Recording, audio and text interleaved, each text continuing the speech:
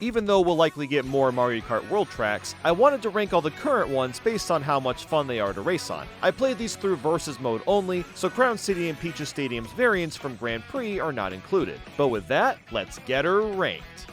30. Mario Bros. Circuit. It's the first track you'll likely play in Mario Kart World, so it's pretty bare bones. It's at least not grass themed though, like every other Mario circuit in existence. This time it's going for a western/desert kind of vibe, with a few grind rails and walls for you to get used to the new mechanics. It seems to be slightly inspired by Monument Valley, which is near Utah and Arizona. You've also got a pretty easy alternate route at the end, which shows off the new style of gliding. With that said, it's not a very exciting track, despite that kind of being the point. This is just to get used to the basics, and that's about it. 29. Crown City. Something that's really strange about Mario Kart World is that if you've only played the tracks with intermissions on, you really don't get a good feel for what the tracks actually play like. There's several courses higher on the list that I wasn't a fan of until playing them traditionally. Suffice it to say, Crown City is still a bit lame on its own, and it's for the reason that everyone feared about Mario Kart World the most. Crown City is just long stretches of road with nothing happening. Now of course, there are a few places to trick off of in the city, and there's some cool looking areas like the skate park ramp, these rooftops, and the solar panels. So there's a few moments here that are engaging, but it feels very much like a beginner track. The more places there are to trick and the more shortcuts are hidden within, the more fun Mario Kart World is, and Crown City doesn't offer much of that at all. But hey, it's cool that it's based off of San Francisco with locations like the Golden Gate Bridge seen in the distance. 28. Peach Stadium. Like with Crown City, it's split into two in Grand Prix, and the Versus mode version is slightly better. There's a lot more sharp turns to make, and I like the pink aesthetic going on here. There isn't much for grind rails though. In fact, there isn't much here to begin with. The closest thing I can compare Peach Stadium to is actually Mario Kart Stadium. In fact, it's almost identical in design. There's a bunch of wide and sharp turns, the track is wrapped around a big building, and you have a few spots of interest for tricking. It's pretty much the same concept if you think about it. I'd say in general, Peach Stadium's track layout is a bit more engaging than Crown City, but not by much. Depending on my mood, these two tracks could flip-flop on the ranked list. 27. Starview Peak. In terms of track layout, this is very similar to Crown City or Peach Stadium. There's a lot of straightaways and very few places to get fancy with your driving. However, it's absolutely gorgeous and dazzling to look at. I love all the Lumas cheering you on. In this section with a glistening water road, it just looks so cool. Starview Peak is kind of like if Ice Ice Outpost and Rosalina's Ice World had a baby. You've got the two weaving track layouts, which are also colored yellow and green, and Mario Galaxy elements like the Lumas and Comet Observatory looking building. It's a great track for learning how to drift and move around in the water since there aren't many obstacles to worry about, but it's nothing too crazy beyond that.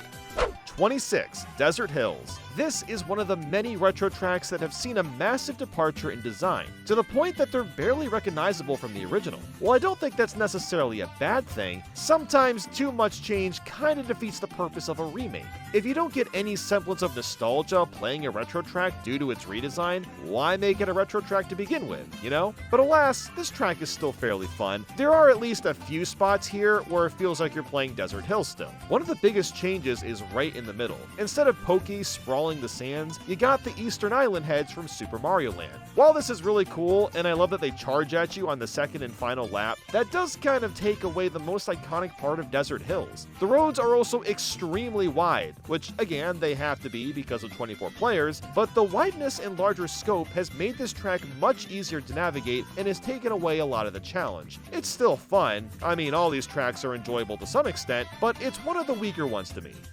25. Wario Shipyard. I was so excited to see this track get a remake. It's one of my favorites from Mario Kart 7, and well, it's recreated pretty much to a T. The big difference is that you don't drive underwater, so instead you spend half of the track tricking off the top of the water. While this is fine, my brain kind of forgot about this massive gameplay change initially, and was sad that half of the track is basically just missing now.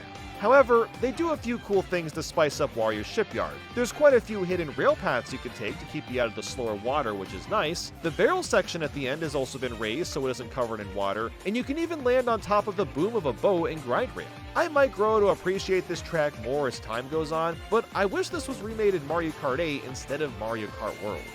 24. Koopa Troopa Beach. It's a SNES track, so there's only so much you can do with it. Even though you're basically just driving in a circle the entire time, it does have a nice amount of trick ramps to get boost off of, which is nice. I find it strange that it's titled Koopa Troopa Beach when it's technically called Koopa Beach 2 in Super Mario Kart. I guess they figured the title was kind of awkward with the rest of the game, so I understand the name change. It's actually one of the most recreated Mario Kart tracks of all time. It's in Super Mario Kart, Mario Kart Super Circuit, Mario Kart DS, Mario Kart Tour, and now Mario Kart World. It looks fantastic as you'd expect. The water effects are awesome, and I love the big Koopa balloon that floats above it. The music goes for a really upbeat energy. It almost sounds like something you'd hear at a rave or dance party. So while it's a fun track, it is fairly basic. 23. Salty Salty Speedway. One of the only places that almost entirely takes place on the water. You'll drive through streets that are somewhat inspired by Amsterdam or Venice, and you'll spend a lot of time going between the city. It's really pretty to look at, and the music has a bit of a fancy tone to it. About halfway through is a stretch where you'll climb up staircases and drive around a bit of the street before dipping back into the water. I'm not a super big fan of the water controls, so this definitely isn't one of my favorites to play. You can drive on the sidewalks, of course, but they're pretty out of the way to reach. Out of all the city tracks we've gotten in Mario Kart over the years, it's one of the most unique ones to go through. I also love the boats with the toads just going for a strail, and then we can trick right off the back of them. It's a nice touch. 22. Moo Moo Meadows. I get it, Cow is a playable character in Mario Kart World, so of course Moo Moo Meadows has to be included. But like, we just got this remake in Mario Kart 8, so it feels a bit underwhelming to get it yet again. At least the art style's different, the grass is much greener and more vibrant, and the dirt roads stick out a bit more too. The roads have also been altered slightly in a couple spots to allow for tricking, which is nice, and it is still fun to drive on. I just wish they took a swing at remaking Moo Moo Farm instead. They could have used the exact same cows, and it's long overdue for a proper remake. In Mario Kart 64, the cows are in the background behind the fence. I would have loved to see a remake where the cows finally get to escape that fence and run across the road, but whatever. Moo Moo Meadows is still enjoyable, it just feels like a road that's been retreaded on too quickly. 21. Cheep Cheep Falls. By far one of the trickiest water-based tracks in the game. Cheep Cheep Falls takes a bit of inspiration from Japan culture, but it really is more of an autumn-focused landscape. You'll spend most of the time in the water and going over waterfalls, which means you'll be doing a lot of tricking through the tides. The part in the middle has a lot of rushing water, and certain spots will slow you down if you go over them. Cheep Cheeps are also swimming around as an obstacle, and as of now, I find this to be one of the most challenging tracks to get good at. It doesn't have as good a flow as some of the others do because so much of it takes place in the water, but it's fairly solid for what it's worth.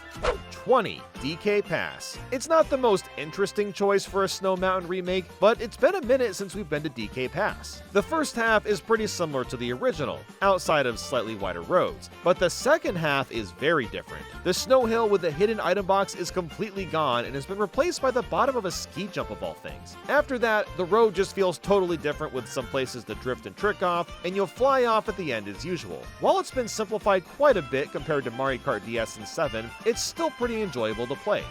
19. Sky High Sundae. Man, does it feel bizarre to see a remake of a Mario Kart Tour track, especially one that a lot of people aren't a big fan of, myself included. But god dang it, Nintendo made the best out of the situation and improved it in a few ways. First off, it looks absolutely phenomenal now. Its diverse color palette is on par with Rainbow Road. There's also grind rails all over the place, which freshen things up a lot, and some extra platforms have been added at the halfway point. Basically, every element of the original that was awkward to drive on has been either removed entirely or replaced to feel smoother. The grind rails is what really sells it though. You can veer way off course and ride off these graham crackers just as an example. The overall layout is still very simplistic, but I can appreciate the lengths the team went to in improving what was a fairly lackluster track before. 18. Faraway Oasis. Now we've got one that takes place in a savanna. We're starting to get to the tracks that really pop off. You drive across this wooden bridge and land on another that has a grind rail smack dab in the middle. I don't know what it is, but landing directly on it from a high jump just feels awesome. Some of the track takes place in the water too, with tons of animals like elephants, ostriches, and giraffes chilling in the background. There's multiple different routes here too, whether that be this wooded path, the water, or the grind rail. Mario Kart World's best tracks excel if there's multiple paths to take. It makes replaying them feel much more fresh for a longer period of time. The end has you climbing through the top of a waterfall, so you have to battle your way through the running water as you're going. There's a lot to like here. I could see this being a lot of people's favorites.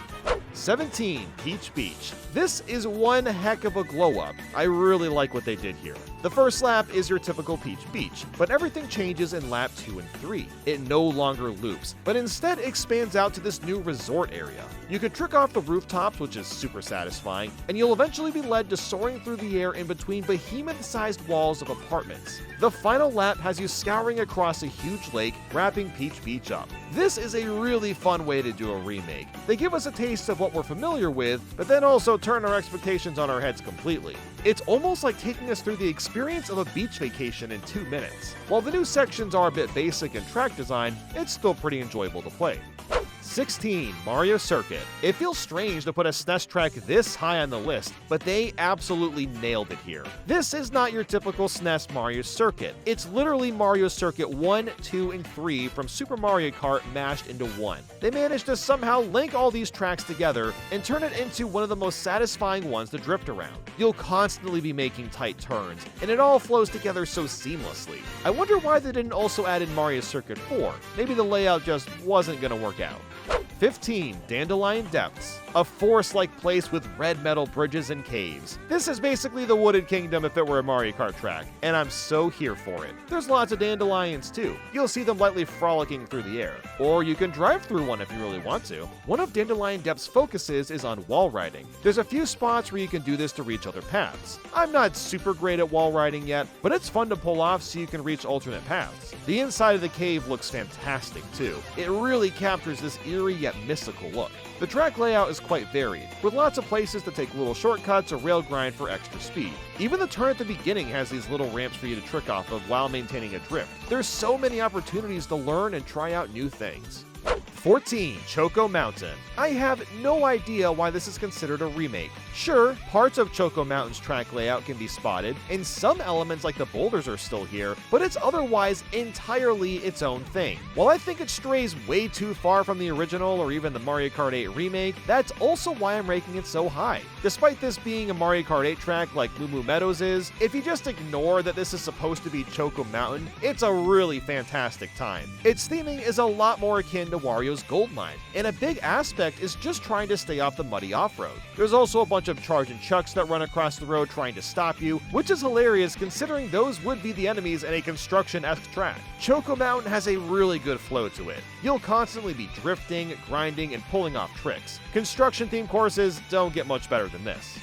13. Acorn Heights. Imagine Wild Woods from Mario Kart 8, but even more expanded on. You're plowing through massive trees, driving atop huge leaves and mushrooms, and even rail grinding off the vines of plants. Around the middle, the road splits off into a ton of different paths, some of them including giant acorns hurling towards you. That's what I love about Acorn Heights. There's a near endless amount of routes to take, and it adds a lot of depth and replayability. And it just looks beautiful too. The detailing on the leaves and grass is something else. I love how the very beginning starts off in some sort of treehouse too. It adds this extra sense of playfulness to the experience. 12. Shy Guy Bazaar. You want to talk about shock? Shy Guy Bazaar during the day is extremely weird to get used to, but it's still every bit as fun as it was before. In fact, they've made it even better. There are a load of grind rails that'll take you to places that you couldn't go in the original game. It's almost overwhelming how many different rails are added in. Besides that, the layout is extremely similar and retains that classic Shy Guy Bazaar feel. There's a lot of Super Mario Land references in here too, and I even spotted Fano at one point.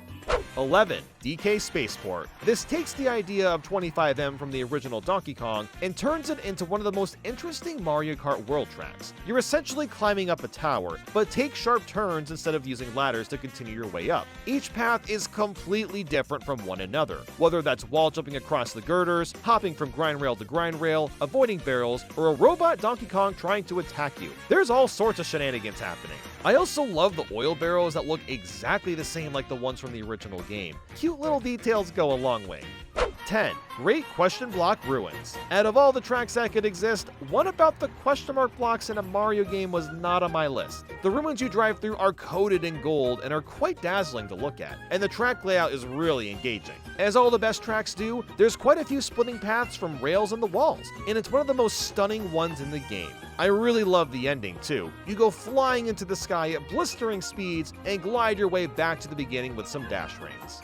9. Toad's Factory. This has to be one of the most requested retro tracks to get a remake, and Nintendo absolutely delivered. The remade music is as catchy as ever, there's new paths to take via grind rails, in fact the tractors themselves can be used for grinding. You can even ride on top of the steel that the crane is carrying, which is a bit of a surreal feeling. Toad's Factory is super well paced and is constantly changing its environment. I'm so glad to see it get a proper remake after all this time. 8. Airship Fortress. Dude, this is one of my favorite Mario Kart tracks of all time, so I was stoked to see that it got a remake, and my god, they f***ing killed it. The visuals are truly out of this world. It carries this dark and gritty atmosphere that makes the ship more intense and intimidating. There's grind rails on the sides, and even chains to climb up too, but despite all the changes, it manages to retain the same energy and spirit that the original had. Even the rocky wrenches have more stopping power, and have been put in spots that are a bit tougher to avoid. 7. Dry Bones Burnout. I have to wonder if Nintendo made this as a redemption arc from Mario Kart 8's Bone Dry Dunes. Most people, including myself, thought it was one of the dullest tracks in Mario Kart 8. Dry Bones Burnout, on the other hand, is the complete opposite. We're surrounded by lava, and there's even some Day of the Dead theming going on. The road splits into multiple paths, there's plenty of places to grind and wall ride, and look at that shot when taken off. Just beautiful. I'm so glad that Dry Bones has one of the best tracks in the game, as it used to be my GOAT in Mario Kart DS. 6. Whistletop Summit. We don't see too many tracks focused around trains, but they always bang when it happens, and Whistletop Summit is no different, since you can grind rail on the literal train rails. This is ingenious and so fun to do, as you can bounce around different rails for the majority of your playtime. There's also a Sunshine Railway that passes through, so you have to carefully navigate your way around it while also trying to use the rails that it's also using. Each route is a blast to use. You're basically guaranteed to have a great time with Whistletop Summit.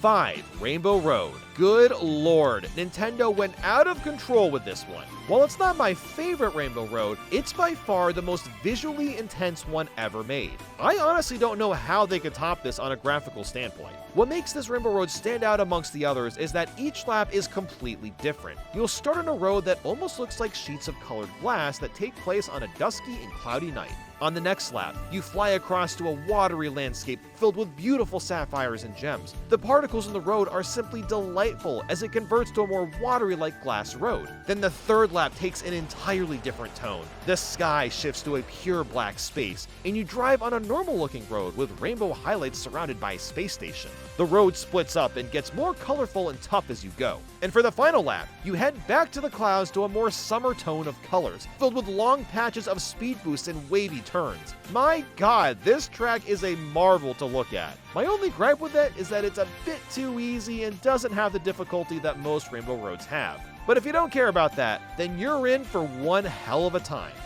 4. Bowser's Castle. It seems like so many people overlook the Bowser Castle tracks, as they're usually bangers, and frankly, this is up there as one of the best in the entire series. I don't know if it tops the Wii one yet, but my god is it close. What I love about Bowser's Castle is they're usually pretty challenging and demanding, requiring you to make tight turns on a dime. There's loads of corners in this Bowser's Castle, and the second half is the best part. Wind picks up and you start to go faster. This allows you to make longer jumps and cover distance way faster, which is really gratifying considering 150cc feels a bit slow on its own. The visuals are so good too. There's this part where you're flying through this tube of lava, which leads into an intense thunderstorm with fireballs flying around you. Look, if that's not metal enough, then I don't know what is. This Bowser's Castle gets the Certified Badass Award.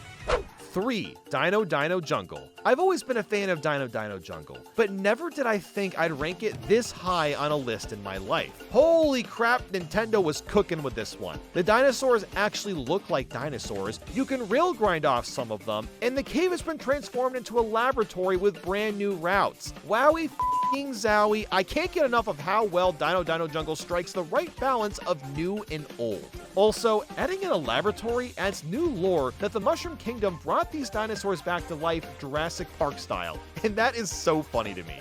2. Wario Stadium. It finally happened. Nintendo actually remade Wario Stadium from Mario Kart 64. At first, it's really hard to tell and almost looks too different from the original. But once you really get into it, you'll start to see the iconic portions more and more. And man, this one is such a blast. It may not be as dazzling or unique as some of the other tracks below, but the fun factor is at an all-time high. Wario Stadium was made for Mario Kart World. You are constantly going off ramps and are incentivized to try to chain as many tricks as possible. There's plenty of tricking in most Mario Kart tracks, but not to the degree of Wario Stadium. That's the primary objective in this one. You're either drifting around turns or tricking off ramps. I've never played a track that so consistently encourages this. Maybe I'm ranking it too high, but I personally found it to be pure bliss to play. 1. Boo Cinema. This is absolute cinema. Sorry, I had to say the joke because it's just lined up so perfectly. There's really not any other ghost tracks in this game, and this one goes with a unique idea of vintage film. Like, literally, you drop on top of a film reel at one point. This is such a stellar theme and even surreal for Mario Kart. Heck, the lighting and colors change at the halfway point to match up with the 30s art style. On top of that, the track layout is really engaging with plenty of sharp turns and grind rails to take. It may not be the craziest batshit insane track out there, but it fully delivers on the fun and creativity. Mario Kart World is one of the most unique Mario Kart titles out there, and that same sentiment goes to a large majority of their tracks. But with that, thanks for watching, and I'll see you all soon.